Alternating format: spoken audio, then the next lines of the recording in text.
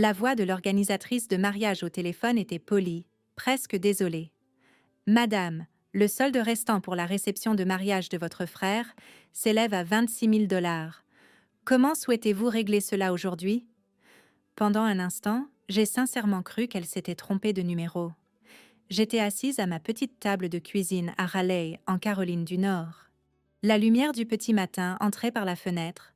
Mon café fumait encore devant moi.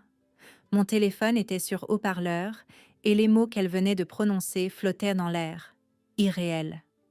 26 000 $ pour un mariage auquel je n'avais même pas eu le droit d'assister. J'ai pris une lente inspiration et j'ai posé la seule question qui avait du sens. Madame, ai-je dit doucement, pourquoi pensez-vous que je paie pour le mariage de mon frère? Il y a eu un silence à l'autre bout du fil. Eh bien, a-t-elle dit prudemment, votre nom figure comme garante financière sur le contrat de la réception. Et d'un coup, le souvenir de cette nuit-là m'est revenu en mémoire. Le vignoble, les guirlandes lumineuses, mes parents debout devant l'entrée comme des gardiens, et la voix de ma mère prononçant ces mots que j'avais encore du mal à croire. Seule la famille est autorisée à l'intérieur. Tu n'étais pas invité. 3 jours plus tôt, j'avais cru faire une bonne action.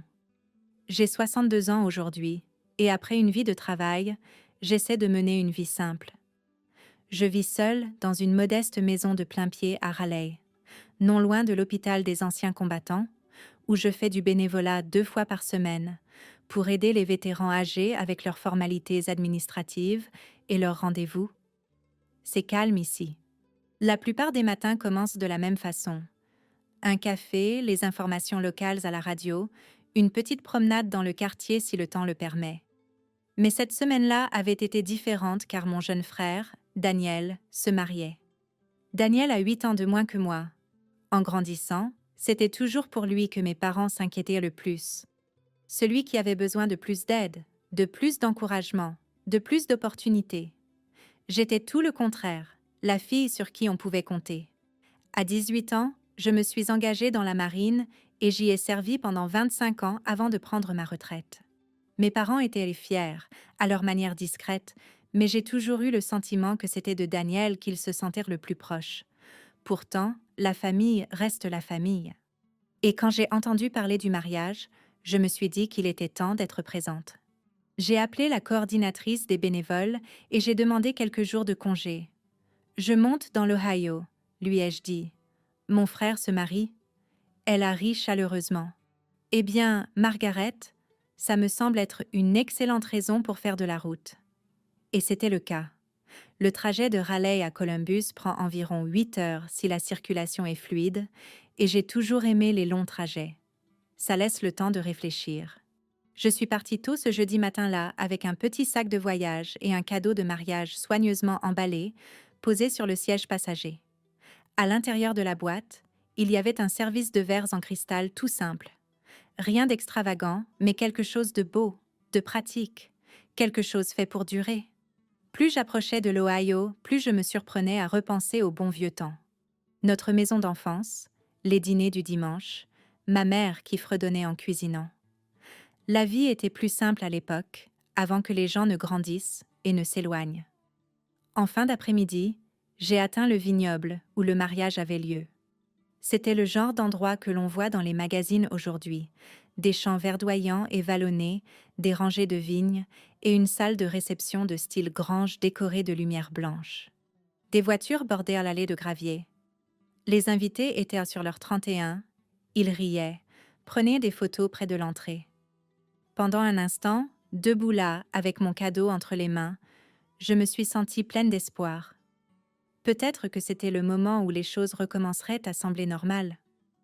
J'ai marché vers l'entrée, et c'est là que j'ai vu mes parents. Ils se tenaient juste devant les portes, accueillant les invités à leur arrivée. Mon père m'a repéré en premier. Son sourire s'est effacé. Puis ma mère s'est retournée. L'expression sur son visage n'était pas de la colère. C'était pire que ça. De la gêne. Elle s'est avancée vers moi rapidement, en baissant la voix. « Margaret, qu'est-ce que tu fais ici ?» J'ai scié, confuse. « Comment ça ? Je suis venue pour le mariage. » Elle a jeté un coup d'œil par-dessus son épaule vers l'entrée. Seule la famille est autorisée à l'intérieur. J'ai failli rire. Maman, ai-je dit doucement, je suis de la famille. Elle a hésité, puis elle a prononcé ces mots que je n'oublierai jamais. Tu n'étais pas invitée. Je me souviens comment les sons autour de moi m'ont soudain semblé lointains. Les invités qui passaient, la musique qui jouait à l'intérieur de la salle, quelqu'un qui débouchait une bouteille de champagne quelque part tout près. Vous êtes sérieux? Ai-je demandé. Mon père s'est avancé, l'expression tendue. Margaret, nous ne pensions pas que tu viendrais vraiment. Je les ai regardés l'un après l'autre. Daniel sait que je suis là? Ma mère a soupiré, visiblement mal à l'aise. Il a beaucoup à faire aujourd'hui. C'était leur réponse. Pas un non, juste de l'évitement. Je suis restée là quelques secondes. Cela m'a paru être une éternité. Puis, j'ai hoché la tête lentement. Très bien, ai-je dit doucement. Je ne ferai pas de scandale. J'ai tendu le cadeau emballé à ma mère. Donne-leur ça. Elle l'a pris maladroitement, et juste comme ça, j'ai fait demi-tour et je suis retournée vers le parking. Le gravier a crissé sous mes chaussures alors que je rejoignais ma voiture. Je me suis assise au volant un moment avant de démarrer le moteur. Je ne pleurais pas, je réfléchissais, c'est tout. Parfois, la douleur la plus profonde n'est pas bruyante. Elle est silencieuse. C'est réaliser que, quelque part en cours de route, vous avez cessé d'avoir votre place. Le lendemain matin, j'ai fait mon sac et j'ai repris la route pour la Caroline du Nord. Je n'ai appelé personne et personne ne m'a appelé, jusqu'à ce que, 3 jours plus tard, l'organisatrice de mariage me demande comment je comptais payer 26 000 $ pour un mariage auquel on ne m'avait même pas laissé assister. Et soudain, l'histoire n'était pas terminée, après tout. Au moment où l'organisatrice m'a dit que mon nom figurait en tant que garante financière, quelque chose en moi s'est figé. Ni colère, ni choc, juste un grand calme. À 62 ans, on apprend que lorsque quelque chose n'a pas de sens, la chose la plus intelligente à faire est de ralentir et d'écouter attentivement avant de réagir. « Madame », ai-je dit doucement au téléphone, « pourriez-vous m'expliquer exactement ce que vous entendez par là ?» La femme à l'autre bout, Claire, comme elle s'était présentée, a semblé soulagée que je ne me mette pas à crier. « Eh bien » a-t-elle commencé prudemment. « Lorsque le contrat de la réception a été finalisé, votre frère a indiqué que vous régleriez le solde en guise de cadeau de mariage. Votre nom et vos coordonnées ont été inscrits comme étant la partie responsable. » Je me suis adossée à ma chaise de cuisine. « Mon frère vous a dit ça ?»« Oui, madame. »« Et vous ne m'avez jamais parlé. » Il y a eu un silence. « Eh bien, non. » J'ai pris une autre lente inspiration. « Claire, j'ai besoin que vous compreniez quelque chose, » ai-je dit calmement. « On ne m'a même pas laissé entrer à ce mariage. » Le silence a rempli la ligne.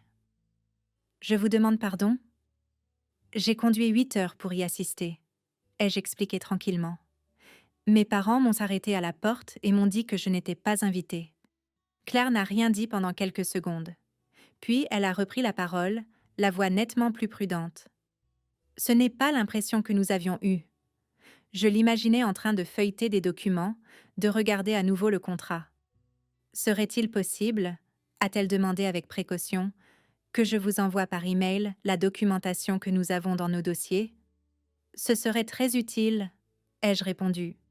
Après avoir raccroché, je suis restée assise là pendant un long moment, à regarder par la fenêtre de la cuisine l'érable dans mon jardin. Les feuilles commençaient tout juste à changer de couleur. L'automne me rappelle toujours à quel point les choses peuvent basculer silencieusement. À un moment, tout semble normal. Puis, soudain, c'est tout le paysage qui change. Environ 20 minutes plus tard, l'email est arrivé. Je l'ai ouvert lentement. Il y avait plusieurs pièces jointes, des factures, des reçus et le contrat de la réception. J'ai d'abord cliqué sur le contrat. Et en effet, vers le bas du document, il y avait une section intitulée « Garant financier ». Et juste là, en lettres soigneusement dactylographiées, figurait mon nom, Margaret Hayes. En dessous, il y avait mon numéro de téléphone, mon adresse e-mail. Tout était correct à l'exception d'un détail très important, la ligne de signature sous mon nom. Je l'ai fixée pendant un instant. Ce n'était pas mon écriture. Loin de là. Quelqu'un avait signé mon nom maladroitement, comme une personne qui copie une signature qu'elle n'a vue que quelques fois. Je me suis à nouveau adossée et je me suis massé les tempes. « Eh bien ?» ai-je murmuré à la cuisine vide. « Voilà qui explique certaines choses. » Pendant quelques minutes, j'ai senti la montée familière de la colère dans ma poitrine, mais la colère ne m'a jamais été d'une grande aide. 25 ans dans la marine vous apprennent que réagir trop vite ne résout que rarement les problèmes. Alors, à la place, j'ai commencé à lire.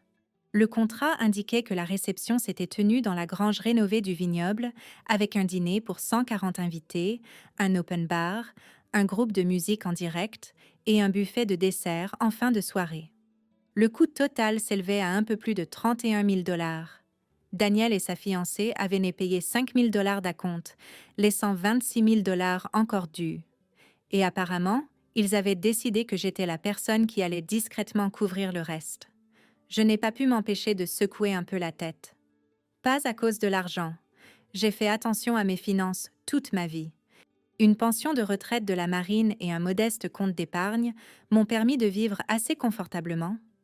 26 000 $, cela ferait certainement mal, mais ça ne me ruinerait pas. Ce qui faisait mal, c'était la présomption, l'idée qu'il croyait que j'allais simplement l'accepter, payer la facture et me taire sur le reste. Mon téléphone a vibré doucement sur la table. Un autre email de Claire. Celui-ci contenait le fil de discussion par email entre l'organisatrice de mariage et mon frère. Je l'ai ouvert. Le premier message était de Daniel. « Bonjour Claire. Je vous confirme juste que ma sœur Margaret couvrira le solde restant en guise de cadeau de mariage. Elle prend l'avion depuis la Caroline du Nord pour la cérémonie, vous pouvez donc la contacter directement si besoin. » En dessous se trouvait la réponse de Claire le remerciant pour cette clarification. Puis, un autre message de Daniel. Elle voudra probablement que la facture soit envoyée après le mariage pour ne pas gâcher la surprise. Je suis restée assise là à lire ces mots 2 fois, puis une 3e fois. Finalement, j'ai fermé l'ordinateur portable. Pendant un instant, j'ai simplement écouté le silence de la maison autour de moi. Le bourdonnement du réfrigérateur, un chien qui aboyait quelque part dans la rue. La vie normale qui continuait, complètement ignorante du petit drame étrange qui se jouait à ma table de cuisine. La vérité, c'est que je n'étais même pas surprise. Daniel avait toujours eu le don de laisser les autres nettoyer ses dégâts. Quand nous étions enfants, si quelque chose se cassait dans la maison, c'était toujours moi qui finissais par m'excuser. S'il oubliait un projet scolaire, c'était moi qui l'aidais à le terminer la veille au soir. Nos parents appelaient cela avoir le sens des responsabilités. Mais la responsabilité peut devenir un piège si l'on n'y prend pas garde. Les gens commencent à présumer que vous porterez des fardeaux qui n'ont jamais été les vôtres. Mon téléphone a sonné à nouveau vers midi.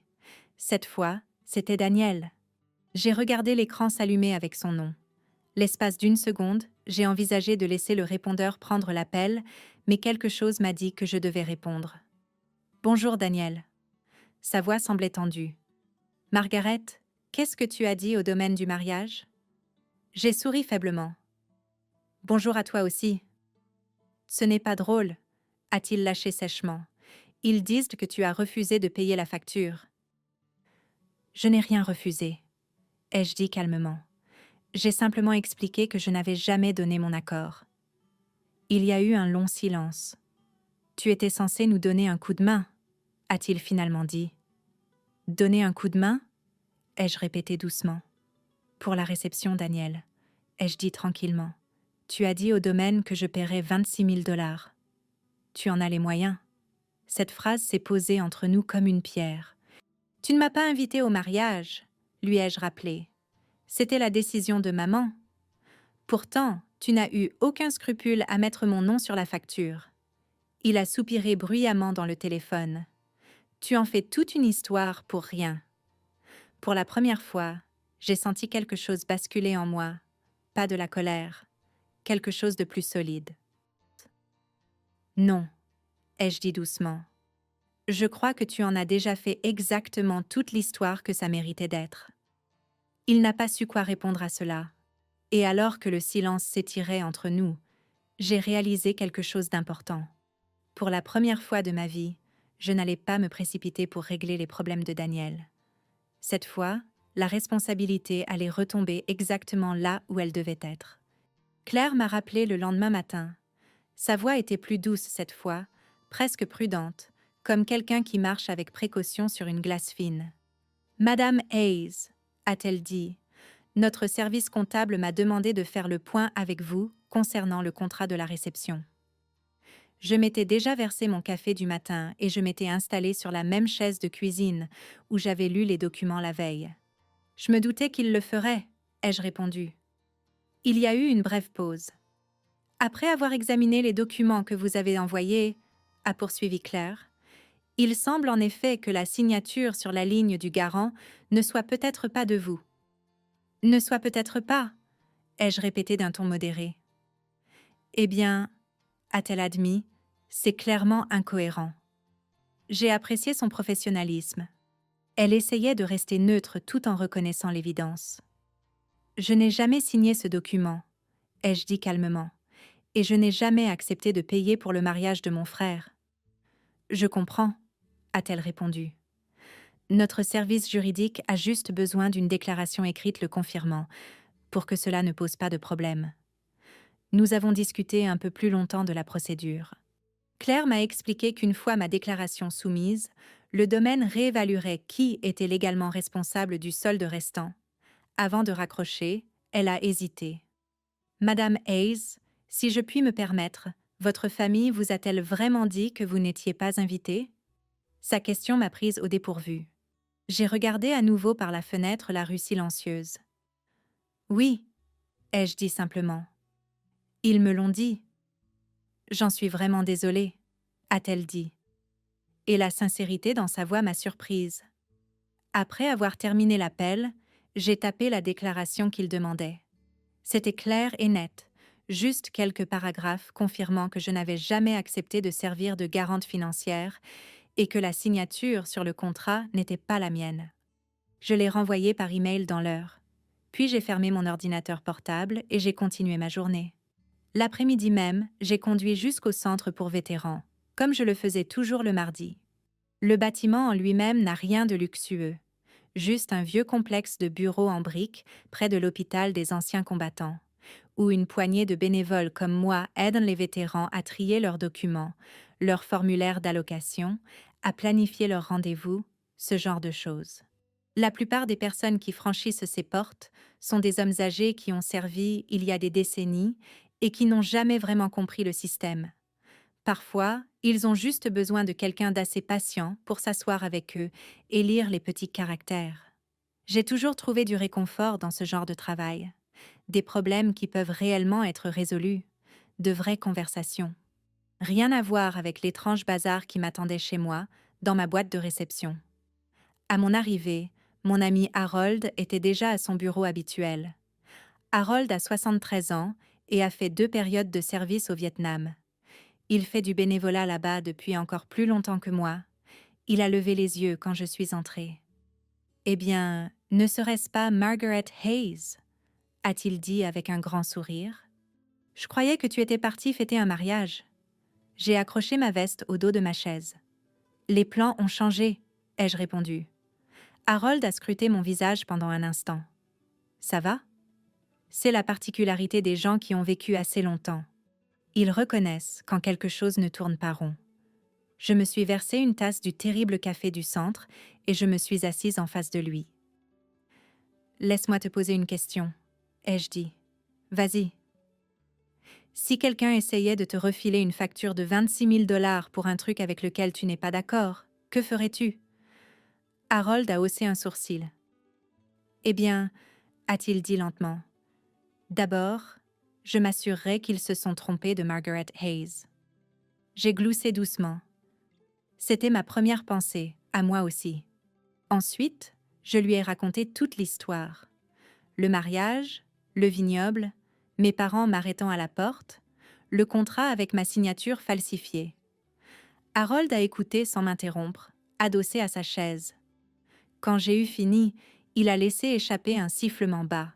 « C'est pas croyable », a-t-il dit. « C'est une façon de voir les choses. » Il a secoué lentement la tête. « Tu vas payer ? » « Non ?» La réponse est sortie si facilement que j'en ai été surprise. « Non. » Harold a hoché la tête une fois, approbateur. « Bien. » Je l'ai regardé avec curiosité. « Pas de leçon de morale sur la loyauté familiale ?» Il a souri faiblement. « Margaret, j'ai vécu assez longtemps pour apprendre quelque chose sur la famille. Le sang fait de vous des parents, a-t-il dit, mais c'est le respect qui fait de vous une famille. » Ces mots sont restés en moi tout le reste de l'après-midi car, au fond, c'était exactement de cela qu'il avait toujours été question dans cette situation. Pas d'argent, de respect. Ou plutôt de son absence. Quand je suis rentrée à la maison ce soir-là, un autre email m'attendait. Celui-ci ne venait pas de Claire. Il venait de Daniel.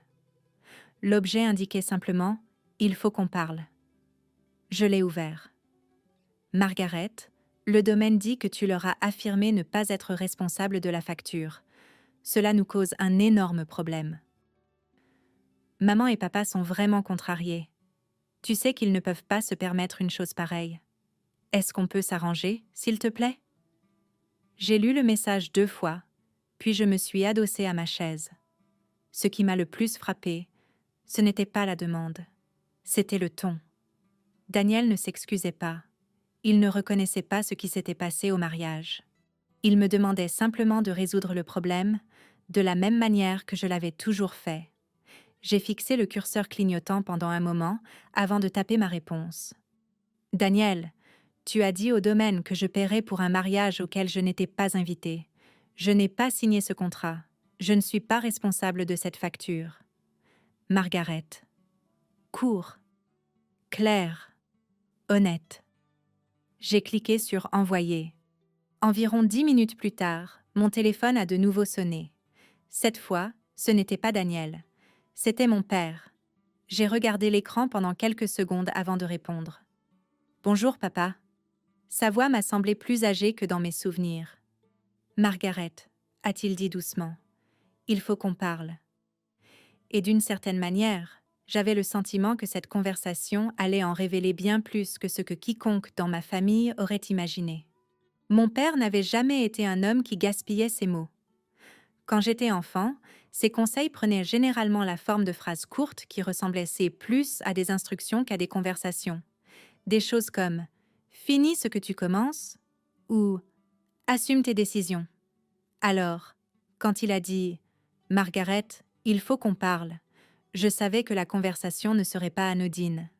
J'ai mis mon téléphone sur haut-parleur et je me suis réinstallée à la table de la cuisine. « Très bien », ai-je dit calmement. « De quoi voudrais-tu parler ?» Il y a eu un long silence sur la ligne. Je pouvais entendre le faible bruit de fond d'une télévision quelque part derrière lui, probablement dans le même salon où Daniel et moi avions grandi. Finalement, il s'est raclé la gorge. « Le vignoble a appelé ta mère ce matin. » Je l'imagine bien. « Ils ont dit que tu les avais informés que tu n'étais pas responsable de la facture. » C'est exact. Une autre pause a suivi. Puis il a dit quelque chose qui m'a presque fait rire. « Eh bien, nous pensions que tu nous donnerais un coup de main. » Pas d'excuses, pas d'explication. Juste cette même présomption silencieuse, encore une fois. J'ai croisé les mains sur la table. « Papa !» ai-je dit doucement. « J'ai conduit 8 heures pour assister au mariage de Daniel. » Je sais. Toi et maman m'avaient arrêté à la porte. C'était un malentendu. Je me suis adossée à ma chaise. Un malentendu, ai-je répété. Eh bien, a-t-il dit lentement en choisissant ses mots avec soin. La fiancée de Daniel voulait garder une liste d'invités restreinte. 140 personnes, c'est restreint maintenant ? Il n'a pas répondu.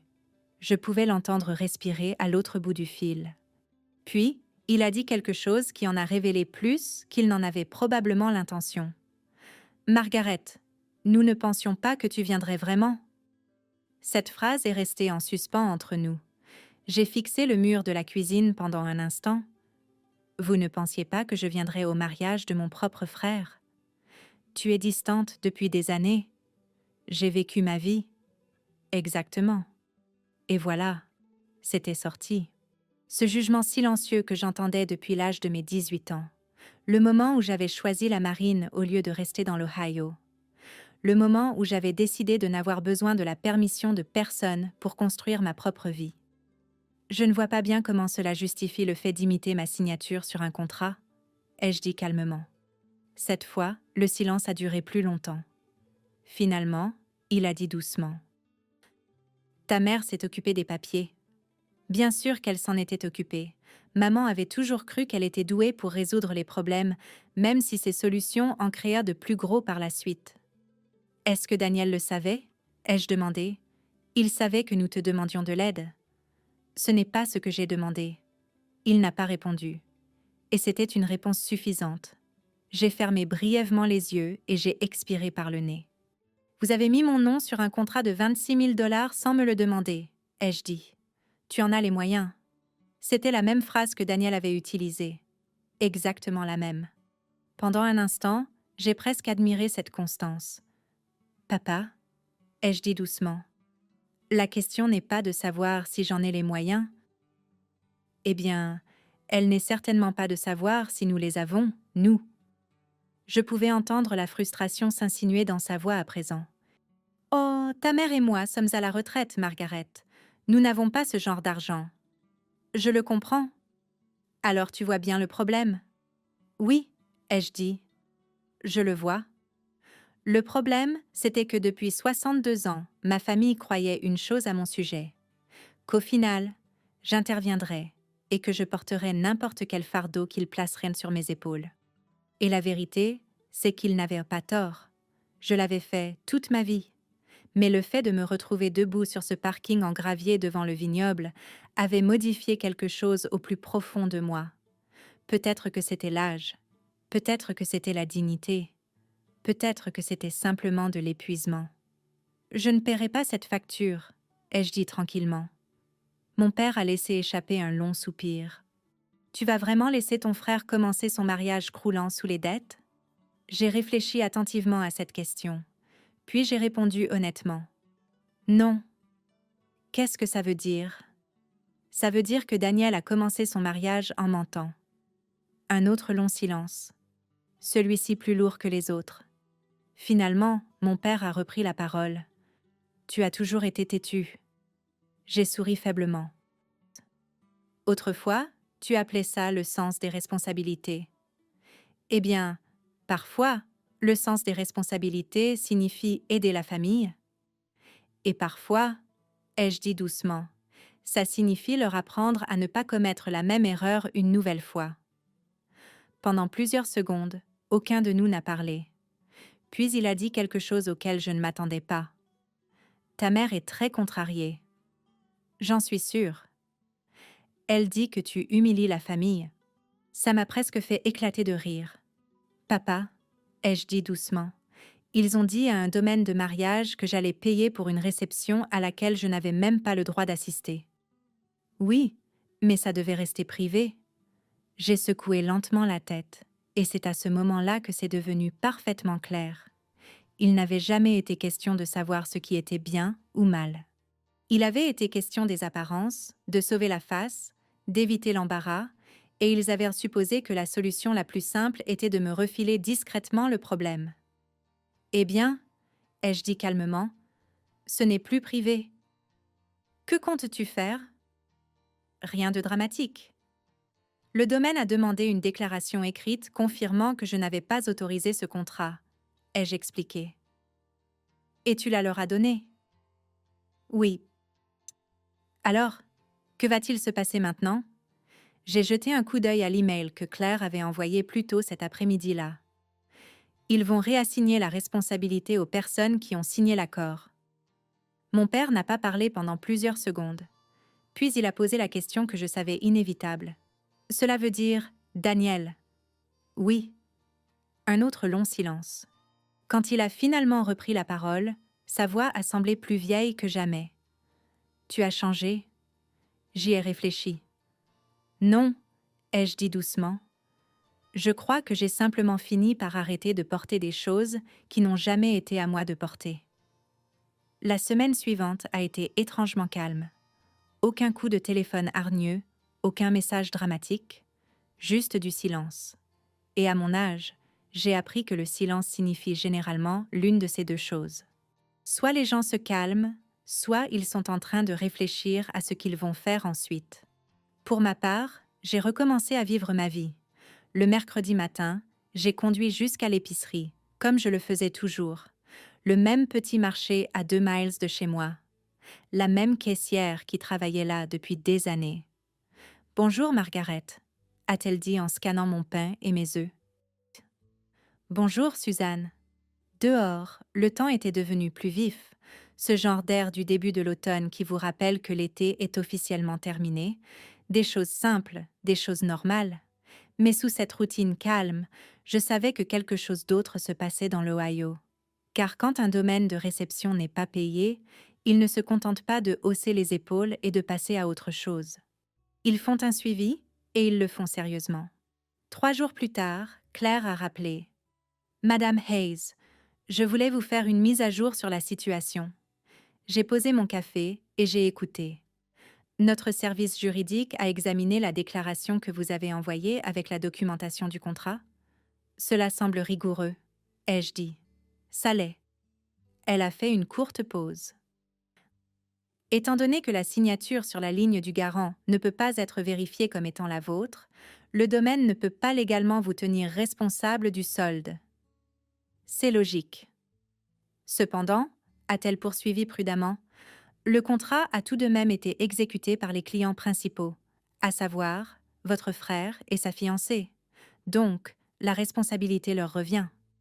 Oui. J'ai hoché la tête lentement, même si elle ne pouvait pas me voir. Et ont-ils été notifiés? Oui, madame. Une autre petite pause. Votre frère a semblé surpris. J'ai failli sourire. Eh bien, ai-je dit doucement. Nous voilà deux. Claire a gloussé doucement. J'avoue que cette situation est inhabituelle.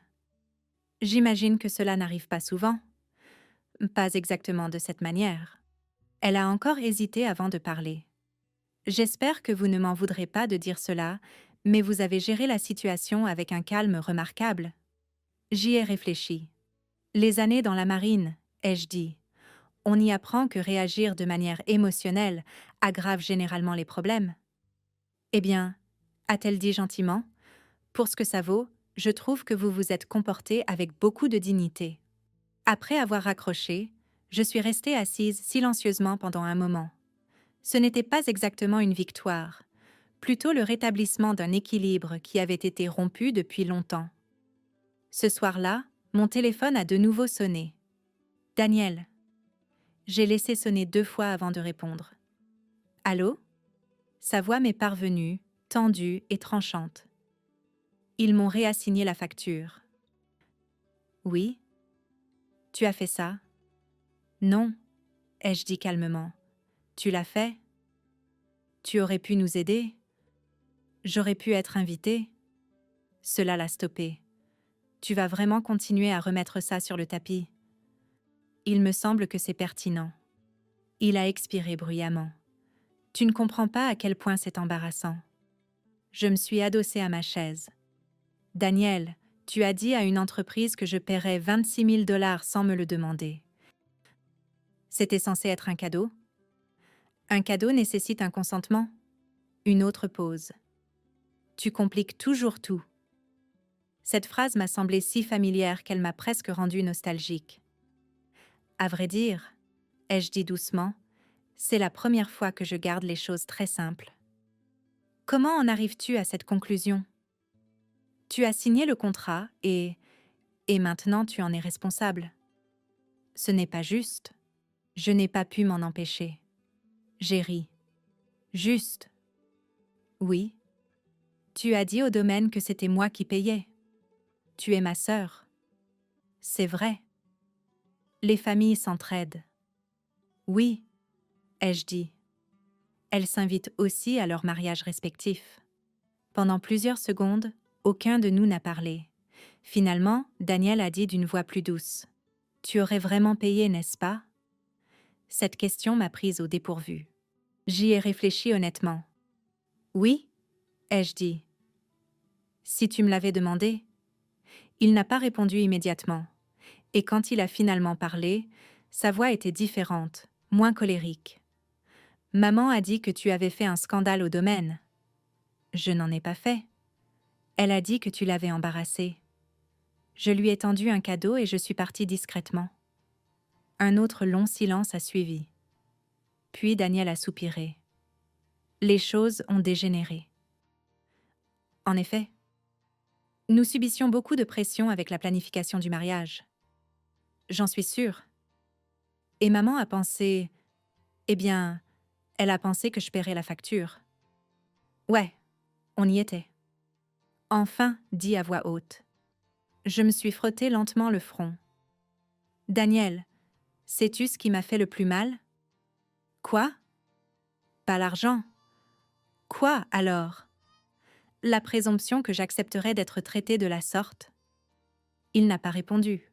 Et pour la première fois depuis que tout cela avait commencé, la colère a semblé se dissiper de la conversation. « Qu'est-ce qui se passe maintenant ?» a-t-il demandé doucement. « Cela dépend de toi. Tu parles de la facture? » « Oui. Je n'ai pas 26 000 $. Je sais. Alors, qu'est-ce que je suis censée faire? J'y ai réfléchi un moment, puis je lui ai donné la seule réponse honnête que j'avais. La même chose que la plupart des adultes font face à une dette. Et c'est que tu te débrouilles. La ligne est restée silencieuse pendant plusieurs secondes. Puis Daniel a repris la parole, mais cette fois, sa voix portait quelque chose de nouveau. Quelque chose que je n'avais pas entendu de sa part depuis longtemps. De l'incertitude. « Margaret. »« Oui. » ?»« T'avons-nous vraiment fait autant de mal ?» Je n'ai pas répondu tout de suite. Au lieu de cela, j'ai regardé par la fenêtre la lumière du soir qui déclinait. « Oui. » ai-je dit doucement. « Vous m'avez fait du mal. » Et pour la première fois depuis le mariage, Daniel n'a pas argumenté. Daniel n'a plus appelé pendant près de 2 semaines. Dans mes jeunes années, ce genre de silence m'aurait peut-être dérangé. J'aurais pu passer des heures à me demander ce que les gens pensaient, ou si je devais appeler en premier pour arranger les choses. Mais l'âge change votre perspective. Quand vous atteignez la soixantaine, vous commencez à comprendre que chaque silence n'a pas besoin d'être comblé. Parfois, les gens ont besoin d'espace pour se retrouver face aux conséquences de leurs propres choix. Alors, j'ai continué ma routine. Les feuilles de mon quartier avaient pris des teintes plus intenses d'orange et de rouge. Mes promenades matinales étaient plus fraîches désormais, et l'air portait cette odeur sèche et terreuse qui me rappelle toujours l'automne dans l'Ohio quand j'étais enfant. Un jeudi après-midi, je terminais une pile de documents au centre pour vétérans quand mon téléphone a vibré dans mon sac à main. J'ai jeté un coup d'œil à l'écran. C'était encore mon père. Je me suis excusée, j'ai quitté le bureau et je suis sortie sur le petit parking derrière le bâtiment avant de répondre. « Bonjour, papa. » Pendant un instant, tout ce que j'ai entendu, c'est le vent qui soufflait dans les arbres à l'autre bout du fil. Puis, il a parlé. « Margaret, as-tu quelques minutes? » « Oui. » Sa voix m'a semblé plus lente que d'habitude, comme quelqu'un qui choisit chaque mot avec soin. « Ta mère et moi avons vu Daniel hier. » Je me suis adossée à la portière de ma voiture. Et ils sont en train de mettre en place un plan de paiement avec le vignoble. Cela ne m'a pas surprise. La plupart des domaines acceptent de négocier lorsqu'ils se rendent compte que quelqu'un a sincèrement l'intention de payer, même si cela prend du temps. « Cela semble raisonnable, ai-je dit. »« Oui. » Il y a eu une longue pause. Puis il a ajouté doucement. « Ça va leur prendre plusieurs années. » Je n'ai pas répondu immédiatement. J'ai plutôt regardé 2 hommes âgés traverser lentement le parking en direction du bâtiment, en riant de quelque chose que je ne pouvais pas entendre. La vie qui continuait comme si de rien n'était. « Tu n'as pas appelé pour me tenir au courant du plan de paiement, » ai-je dit doucement. « Non. » Une autre pause. Puis, il a dit quelque chose qui m'a complètement prise au dépourvu. Ta mère veut s'excuser. J'ai scié. Je vois. Elle sait qu'elle s'y est très mal prise. C'était une façon de le dire. Et Daniel? Ai-je demandé. Il est embarrassé. C'est peut-être une expérience saine. Mon père a gloussé doucement. Tu as toujours eu le don de dire les choses sans détour. Ça vient avec la pratique. Pendant plusieurs secondes, aucun de nous n'a parlé. Puis il a dit quelque chose auquel je ne m'attendais pas. Tu sais, quand tu as rejoint la marine, ta mère a pensé que tu fuyais. Que je fuyais quoi? Nous fuyions. J'ai appuyé ma tête contre la vitre de la voiture et j'ai levé les yeux vers le ciel. Ce n'était pas ça, ai-je dit doucement. Qu'est-ce que c'était alors? Je me construisais une vie. Il a réfléchi à ça. Je suppose que nous ne l'avons jamais vraiment compris. Je sais. Il a soupiré. Quand Daniel était plus jeune, il avait besoin de plus d'aide. Ta mère et moi nous inquiétions constamment pour lui. Je m'en souviens. Tu semblais si capable. Encore cette vieille explication. L'enfant responsable. La forte. Celle qui n'avait pas besoin de soutien. Les personnes capables ont tout de même besoin de respect, ai-je dit tranquillement. Je le vois bien, maintenant. Une autre pause a suivi. Puis mon père a dit quelque chose qui m'a serré un peu le cœur. Ta mère a pleuré après le mariage. Je n'étais pas sûre de savoir quoi faire de cette information. Pourquoi? Elle a dit qu'elle avait réalisé trop tard qu'elle t'avait repoussé. J'ai pris une lente inspiration. C'est étrange comme le fait d'entendre une chose pareille peut adoucir une colère dont vous ne réalisiez même pas que vous la ressentiez encore. Je n'ai jamais voulu de cette distance, ai-je dit. Je voulais juste être traitée comme si je comptais. Tu comptais? Alors pourquoi a-t-il fallu attendre 60 ans pour l'entendre? Il n'a pas répondu. Au lieu de cela, il a posé une autre question. Envisagerais-tu de venir dans l'Ohio pour Thanksgiving cette année? La question m'a surprise. Mes parents n'avaient jamais été du genre à provoquer ouvertement des conversations difficiles. Mais peut-être que le temps change les gens, tout comme il change le reste. Il faudra que j'y réfléchisse, ai-je dit honnêtement. C'est de bonne guerre. Et papa? Oui. Si je viens, ce ne sera pas pour faire comme si rien de tout cela ne s'était passé. Je n'en attendrai pas moins. J'ai hoché la tête lentement. Pour la première fois depuis le parking du vignoble, j'ai senti quelque chose se desserrer dans ma poitrine. Pas tout à fait du pardon, mais la possibilité qu'il y en ait. Avant que nous raccrochions, mon père a dit une dernière chose. Margaret. Oui. Tu as mieux géré tout ça que je ne l'aurais fait. J'ai souri faiblement. Ça vient avec l'expérience. Et quand l'appel s'est terminé, je suis restée là un moment sur le parking silencieux, réalisant que parfois, la forme de revanche la plus puissante n'est ni bruyante ni dramatique. Parfois, c'est simplement de rester sur ses positions jusqu'à ce que la vérité ramène tout le monde à la même table. Thanksgiving est arrivé avec le genre de ciel gris et froid qui me rappelle toujours l'Ohio de la fin novembre. Je n'étais pas retournée chez mes parents depuis près de 4 ans. Le trajet vers le nord m'a semblé différent cette fois-ci. Pas lourd comme l'avait été le voyage pour le mariage, juste pensif, calme. J'ai quitté Raleigh avant le lever du soleil et j'ai suivi les mêmes autoroutes que j'avais empruntées des semaines plus tôt, regardant le paysage passer lentement des forêts de pins de la Caroline du Nord aux terres agricoles vallonnées du sud de l'Ohio. 8 heures, cela donne à une personne beaucoup de temps pour réfléchir. Mais curieusement, mes pensées n'étaient plus teintées de colère. Elles étaient contemplatives. À un certain moment, passé la soixantaine, on commence à comprendre quelque chose sur la vie. Les gens portent leurs erreurs plus longtemps qu'ils ne portent leur fierté.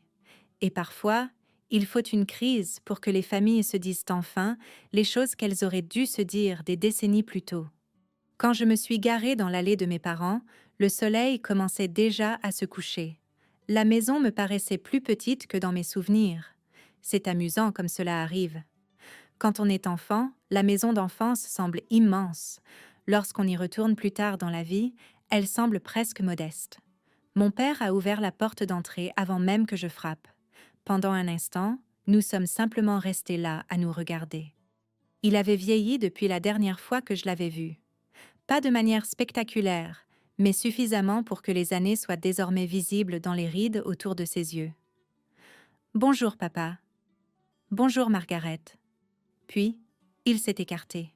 « Entre. » La maison sentait exactement la même odeur qu'elle avait toujours eue à Thanksgiving. La dinde, la farce et la tarte à la citrouille de ma mère. Maman se tenait dans la cuisine quand je suis entrée. Elle s'est retournée lentement en entendant mes pas. Pendant un instant, aucune de nous n'a parlé. Puis elle a fait quelque chose qui m'a surprise. Elle a marché droit vers moi et m'a prise dans ses bras.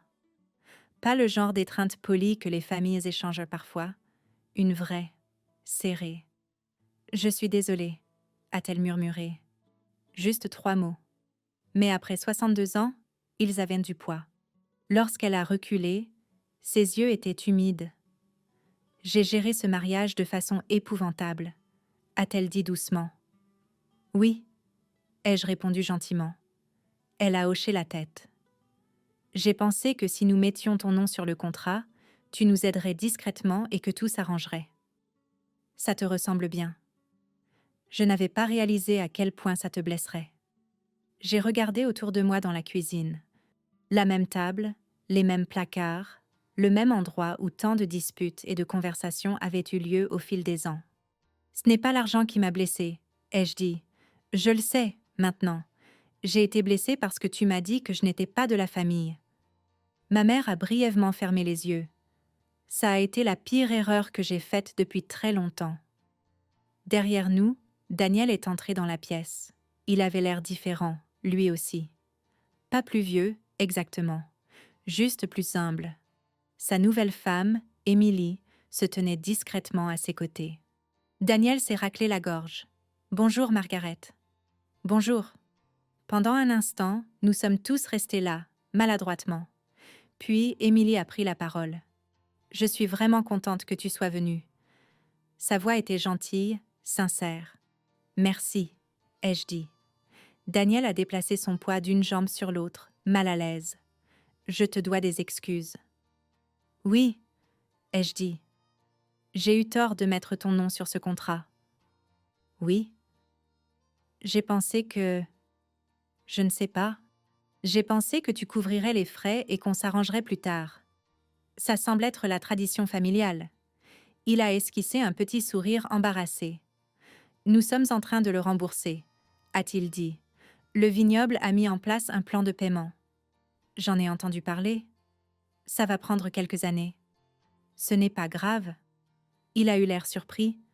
Tu n'es pas en colère? J'ai réfléchi attentivement à cette question. J'étais en colère, ai-je dit. Mais la colère a une date d'expiration. Daniel a hoché la tête lentement. Je suppose que nous méritions ce qui est arrivé. Non, ai-je dit doucement. Vous méritez de faire face aux conséquences de vos choix. Emily a repris la parole. D'une façon étrange, ça nous a en fait aidés. Nous l'avons tous regardée. Elle a haussé les épaules. Daniel et moi avons dû nous asseoir et clarifier nos finances ensemble. Vraiment les clarifier. Daniel a ri doucement. Il s'avère qu'un mariage commence avec beaucoup de tableaux Excel. Ce n'est pas la pire des fondations, ai-je dit. Le dîner, ce soir-là, a été plus calme que les dîners de Thanksgiving ne l'étaient quand nous étions plus jeunes. Mais il a aussi été plus honnête. Nous avons parlé de travail, de retraite, du poste d'enseignante d'Emily, de mon bénévolat auprès des vétérans. Et pour la première fois depuis des années, personne n'a fait semblant que notre famille était parfaite. Plus tard dans la nuit, après que la vaisselle ait été faite et que tout le monde soit allé se coucher, mon père et moi nous sommes assis ensemble dans le salon, la même pièce où il avait regardé des décennies de matchs de football et de journaux télévisés du soir. « Tu sais, » a-t-il dit d'un air pensif, « j'ai toujours cru que la force consistait à résoudre les problèmes de tout le monde. » J'ai souri faiblement. Beaucoup de gens le pensent. Mais en t'observant ces dernières semaines, j'ai réalisé quelque chose. Quoi donc? La force peut aussi consister à refuser de porter des problèmes qui ne sont pas les tiens. J'ai hoché la tête. C'est quelque chose que la marine m'a appris. Il s'est adossé à sa chaise. Je suis fière de toi, Margaret. Ces mots se sont posés doucement, mais profondément. À 62 ans, entendre cela comptait encore, plus que je ne l'aurais cru. Avant d'aller me coucher cette nuit-là, je me suis tenue près de la fenêtre de mon ancienne chambre d'enfant et j'ai regardé la rue silencieuse de l'Ohio. Le mariage, la facture, les appels téléphoniques, tout cela avait commencé comme une histoire de trahison. Mais d'une certaine façon, cela s'était transformé en autre chose. Un rappel que le respect compte plus que l'argent, que l'honnêteté compte plus que les apparences, et que parfois, la meilleure des revanches n'est pas de blesser l'autre en retour, c'est simplement de rester sur ses positions jusqu'à ce que la vérité ramène tout le monde à la même table. Si cette histoire vous a rappelé quelqu'un dans votre propre vie, quelqu'un qui a dû apprendre à la dure à se défendre, j'espère que vous la partagerez avec lui. Et si vous aimez les histoires de famille tirées de la vie réelle et les leçons qui viennent avec le temps, n'hésitez pas à vous abonner et à nous rejoindre à nouveau, car parfois, les histoires les plus calmes portent en elles les vérités les plus profondes. Mira.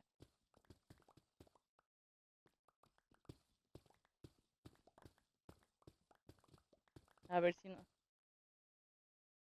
Güey, yo la neta, avancé la casa, no sé si la viste. Ah, no, si no, si ya la viste. ¡Órale! Tenemos de estas cerquitas.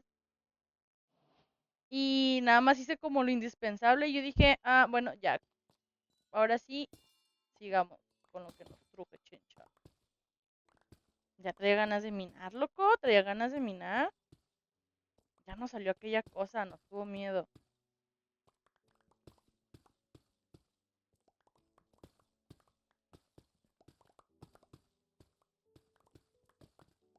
Se supone que salía, que debe salir en esta oscuridad, pero no sale, loco.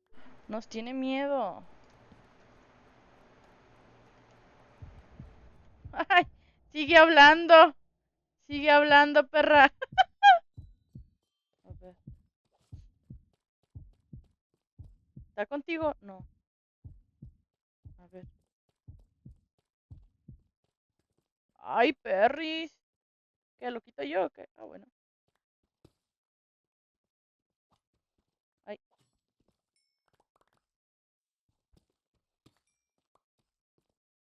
Vete a la roña. ¿Qué es eso? ¿Por qué viene así, güey? ¿Por qué viene así? Madre. Tu madre. Oh.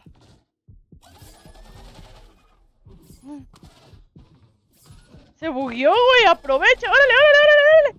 Ándale, por jugarle al exorcista. Órale, órale, órale. ¡Ah!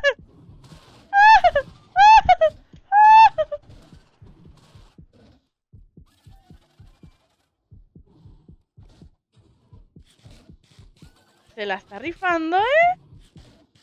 Ay, verga, está bien bugueado este pedo. No mames. Se la guió, se la guió. Ay, va a estar aprendiendo apagando las de estas. Oh, yo casi, yo casi, yo casi, yo casi, yo casi, yo casi. Uy, pues ¿cuánta vida tiene, loco?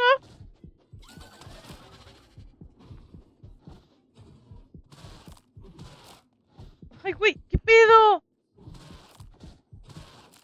Güey, ¿por qué me avienta? ¡Hala!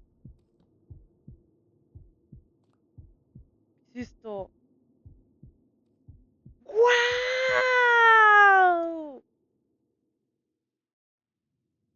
A ver, a ver. ¡Jiji! ¡Jiji! Manos te hicieron falta, loco. Nada más me costaron 3 muertes. Bueno, sigamos. ¿Vieron eso? No, hombre. Tu Es el... gordito panda. No más porque se bugió, jajaja. Ajá, nada más porque se bugueó, que si no, nos parten nuestra madre. Pero vuelve a salir, ¿no? Tu gordito panda. Sí. Excelente. Hay que meter otro mod así como machín de miedo, loco. Así que diga la gente, uy, porque pues nos gusta, güey. Nos gusta sufrir. Güey, al panda de él le salieron como 6 diamantes y a mí nada, güey. ¿Qué pedo? Bueno, que no falte redstone. Ah, pero no la agarra, güey, porque ya traigo un chingo de esta.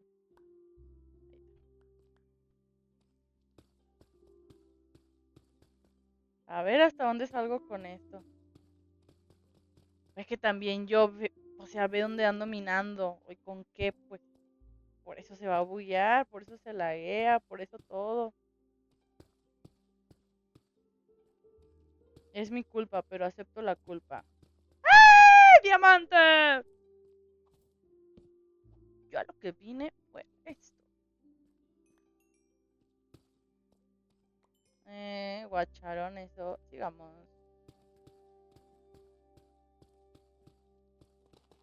A ver cuánto tarda en salir esa cosa. Y a ver a dónde doy con esto. No, hombre, pues con esto me acabo todo una montaña en un ratito, loco.